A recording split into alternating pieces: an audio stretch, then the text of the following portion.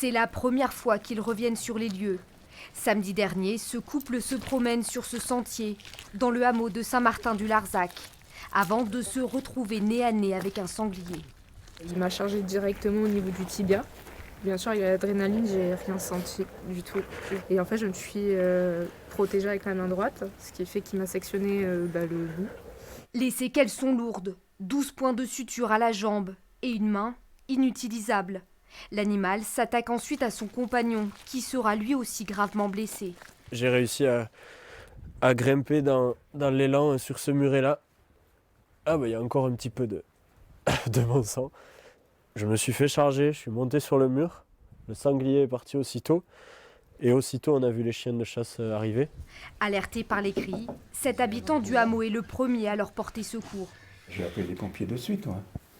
Et puis moi, rapidement, j'ai vu que c'était un sanglier. Un sanglier, quand ils attaquent, c'est jamais bon. Parce qu'il y avait les chiens en fait, des chasseurs qui sont arrivés tout de suite derrière.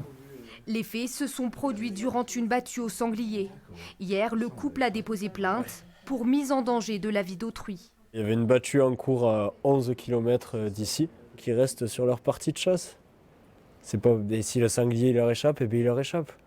Faut arrêter de... Parce que c'est une partie de chasse et on s'amuse à lui courir après à 11 km. De son côté, la Fédération de chasse de l'Aveyron conteste l'hypothèse d'un accident de chasse. On peut imaginer effectivement que le chien ait poursuivi ce sanglier ou pas. En fait, on n'en sait rien, puisque même les chasseurs, quand ils sont arrivés sur place, le sanglier n'était plus là. Sanglier blessé ou pas, on n'en sait absolument rien. Voilà, c'est le flou absolu, quoi. Le procureur de Rodez doit statuer sur l'affaire d'ici la fin de semaine.